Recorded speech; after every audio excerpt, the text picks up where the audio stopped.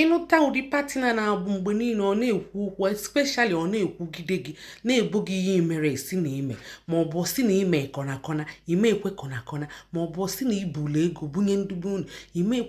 ekwe like that maọbụ si na iji ihe ọ na-achọ na ọ gị were ihe tufuo ime ekwe ya si na imelie ihe ị ga-eme bụ ịgbachi ya nkịtị ịgbanala ọnụ gị rapụ ya maka na ụdị ya ọma nchenjikwe so ọgwụ ya bụ igbe ya nkịtị and igbe ya nkịtị ịnọrụ nwayọ o nwere ka isi ga-anọ nwayọ ime na ajọ body language ime good body language na-enu ya anya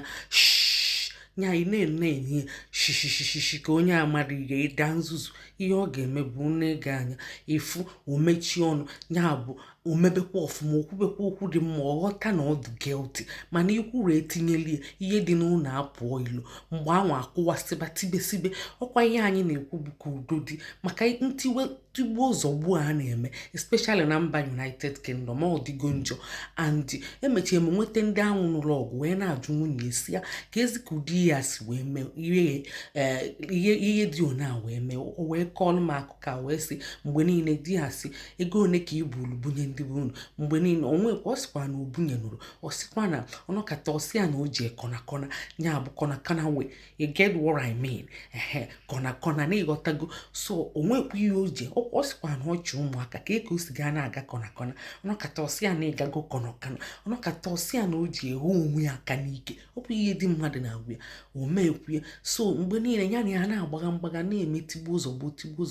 ebe ọ na-agbala ọnụ ya ebe ọ bụ na ịma na digide like that na-ebo gị ihe mere nya m short mma asị na ọ na-akọ ihe enwere isi ịghọtago idishon imeri ihe ọ na-eme bụ ọ na-akọ ihe enwere isi ya bụ onye ọ bụ gị na ya maọbụ onye gị na ya bi ma nwunye gị ma ọ dị gị na-akọ ihe enwere isi nke o ji enwe ọdụdụ ihe ị ga-eme bụ ịgbachie nkịtị inebi edu inebi eshishishishi ị na-ene ịnụ nwayọ daa nzuzu ime ka onye amadụ ihe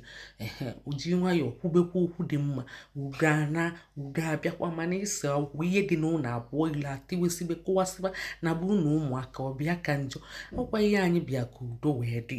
ụmụnne afa m blọọlụ Nneka Ijelensi ọ bụ na mba Eliza Kansi na-ewetara unu ozi ọma ka udo chianụ n'afa Jesu amen ntiwesi na nkụwasị abịakwana na ndụ gị n'aha Jesu amen and ịmakwala ọgwụ onye na-akọ ihe nwere isi ime ka anyị mara idela anyị ya na comment section share ya ka ndị na-emetigbu ụzọ gbuo ma ọ bụ na-asa okwu chọọ no working